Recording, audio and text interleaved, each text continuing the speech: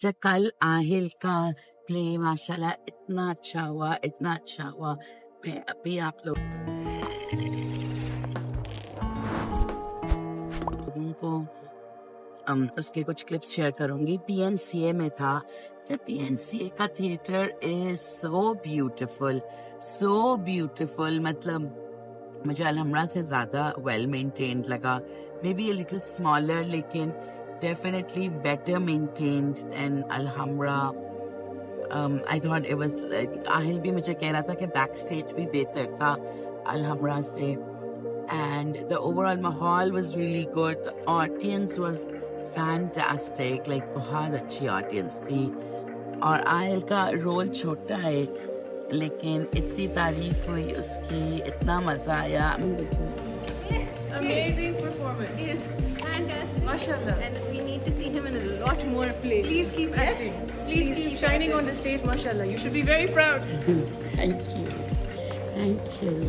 अभी उसका ना एक मेन एक बड़ा सीन है, कोई लाइक 5-6 मिनट्स का। I am going to share that with you guys. बहुत अच्छा सीन है। ये जो प्ले है जिसमें आहिल परफॉर्म कर रहा था, दारा, ये औरंगजेब के बड़े भाई, बड़ा भाई था दारा, हाँ बड़े भाई के ऊपर है, दारा शिको, जो हिस्ट्री की किताबों में तो बस एक लाइक फुट नोट है, लेकिन उसकी कहानी इतनी इंटरेस्टिंग है और इंट्रीगिंग है। दारा की contributions to culture, philosophy, religion इतनी इंटरेस्टिंग है। मतलब it's a really good play. और आहिल का जो रोल है इस प्ले में, आहिल दारा शिको का बड़ा बेटा सपहर है। कहती है शौक पर, अब ये मिलकर हो गए 4 नहीं 5 लोग। ये फिर उड़ गई सारी की सारी एकदम से भर करके। लगता है इन्हें उड़ा दिया है किसी ने, माली ने शायद। ये माली चिड़ियों को क्यों उड़ाता रहता है, इन्हें दम ही नहीं देता। जाने दारा, चिड़ियों की फिक्र न कर, ये मालियों के इख्तियार में नहीं, आजाद फिजा में उड़ सकती है।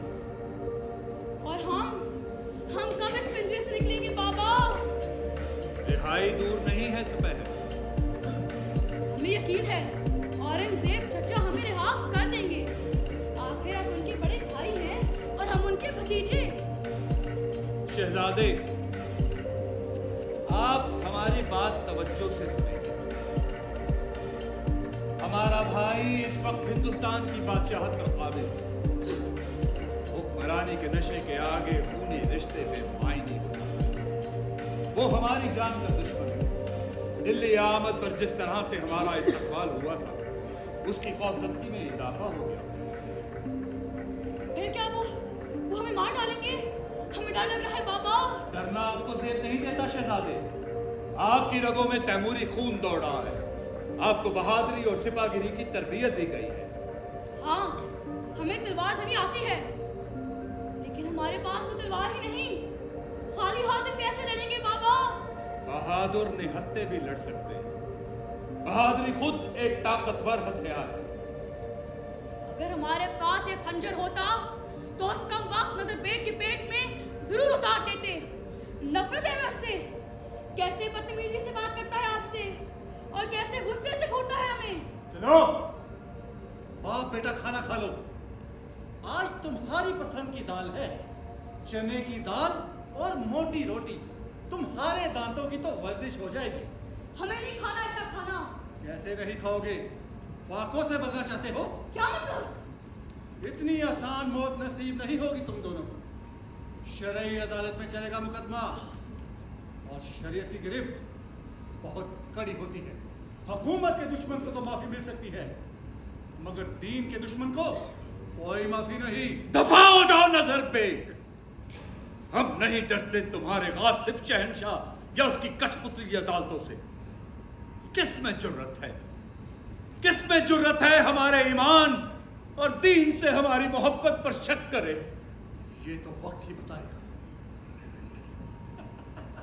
बाबा, आप औरंगजेब चचा के नाम खत में इस कम वक्त नजरबेग की शिकायत जरूर करें।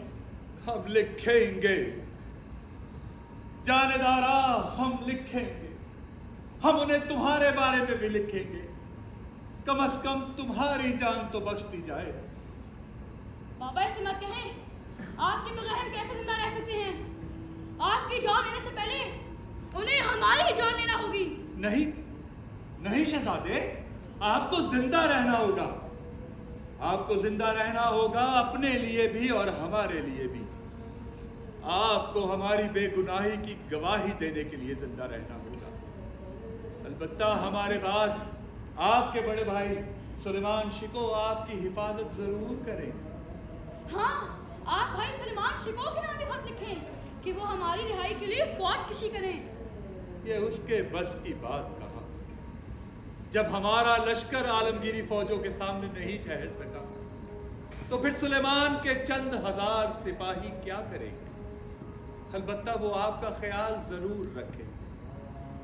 बाबा ऐसे मत कहें, हम आपसे बहुत मोहब्बत करते हैं बाबा।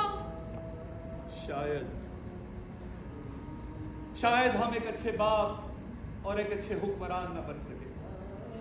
बाखुदा हमने बड़ी कोशिश की, आपको और आपकी वालिदा मोहतरमा को बाहिफाजत फारिस पहुंचा दिया, मगर साजिशियों और गद्दारों ने हमें ऐसा ना करने पर मजबूर कर दिया। आप एक बहुत अच्छे बाप और एक अजीम सिपा सलार हैं बाबा।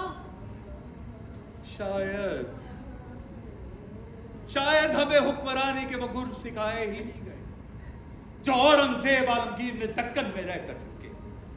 झूठ, फरेब, मकारी और रियाकारी के गुर।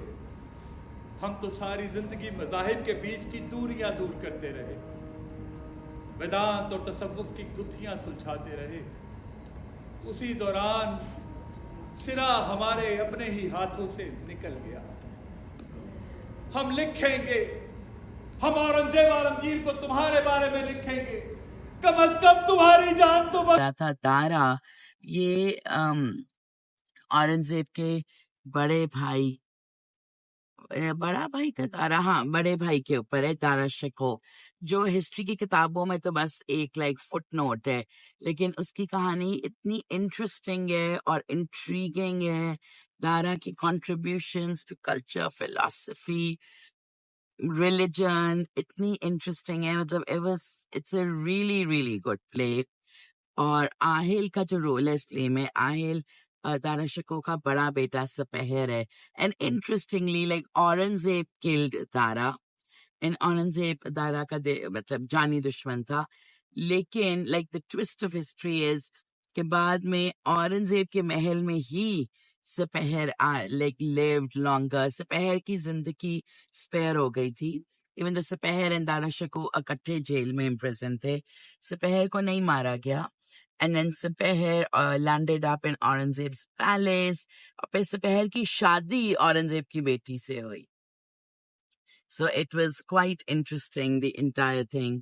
So आहिल का एक बहुत इमोशनल रोल है जहाँ पर दारा शिको जेल में है और सपहर उसके साथ है और वो आपस में बात करते हैं। बहुत खूबसूरत सीन है। तो आई थिंक बहुत अच्छा लगता है जब आपके बच्चों को अपॉर्चुनिटीज मिलती हैं, उनको एक्सपोजर मिलता है, वो कुछ सीखते हैं। एंड आई थिंक इस तरह की एक्टिविटी से बहुत कुछ बच्चे सीखते हैं। सो आप लोगों को आई होप वो प्ले के जो मैंने कुछ सीन्स दिखाए हैं वो अच्छे लगे हों।